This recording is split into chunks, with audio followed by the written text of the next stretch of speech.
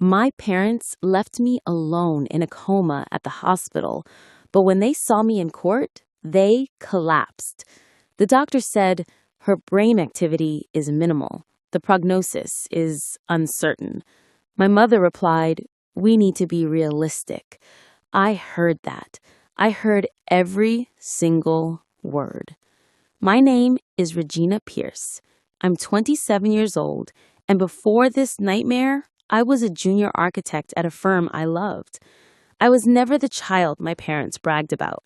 That was always my older sister, Diana, the brilliant corporate lawyer.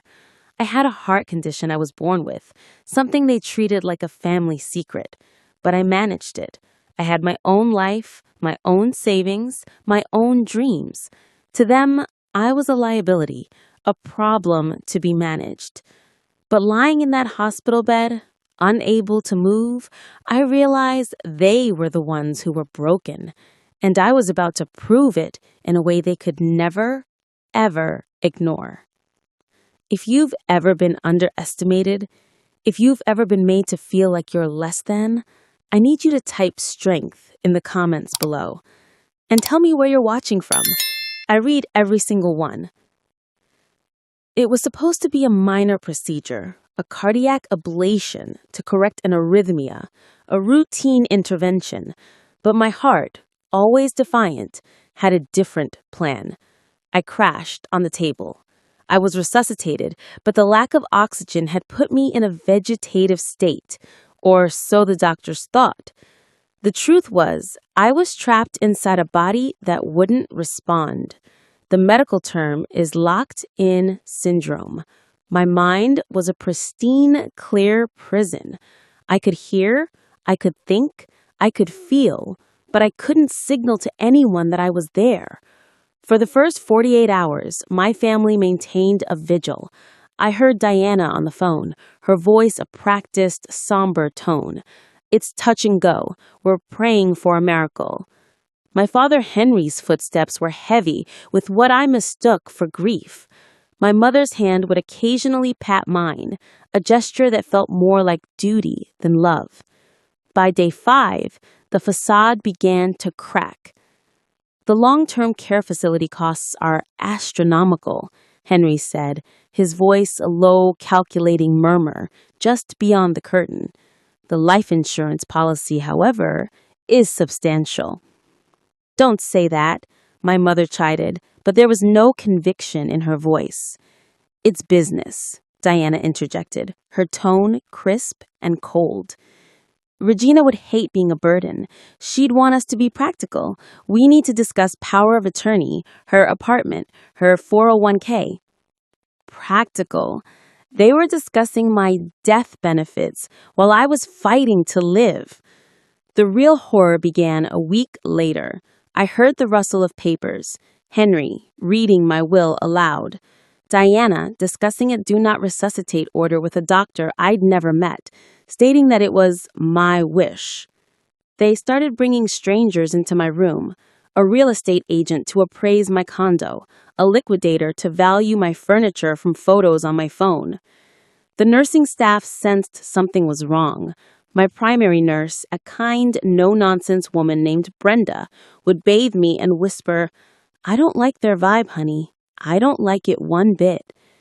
She noticed when my mother took the silver locket that my grandmother had left me right off my neck. "For safekeeping," she'd said. But Brenda was also my salvation. She was the one who left the tablet charging on my bedside table, the one I used for eye-tracking communication. It took days of agonizing concentration, but I learned to control the cursor with my gaze. I opened a note-taking app. I began to type, "I can hear you."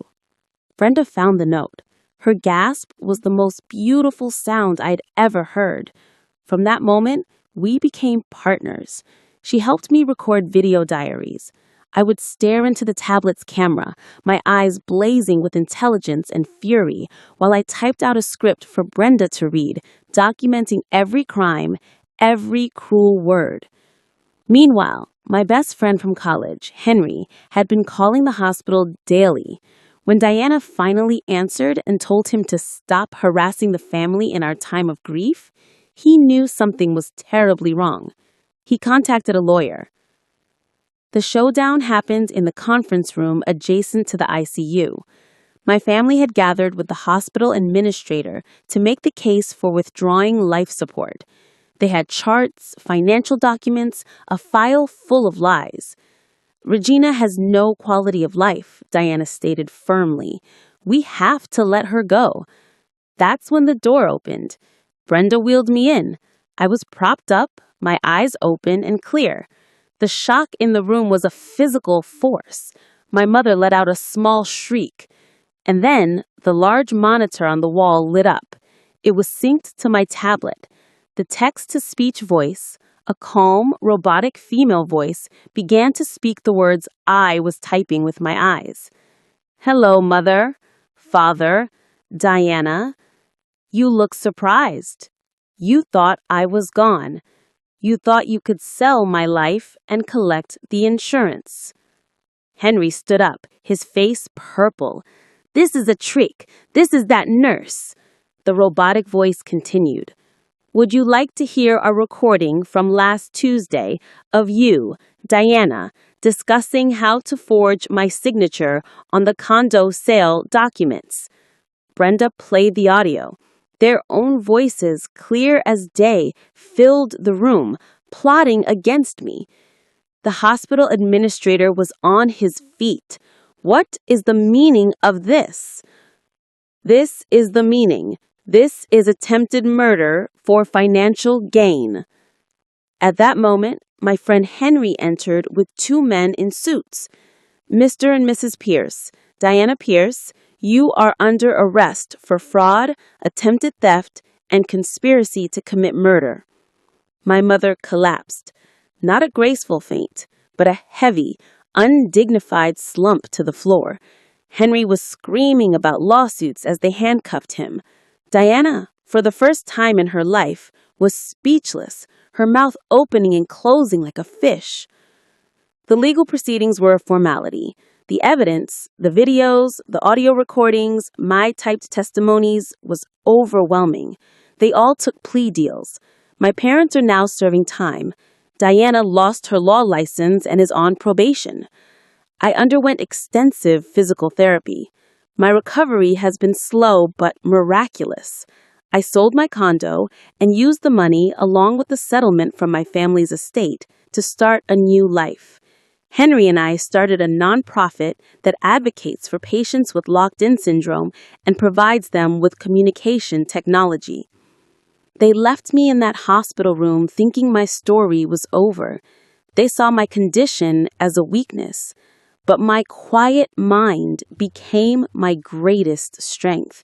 Their greed was the key that unlocked the fighter I always was deep down inside. Thank you for listening to my story.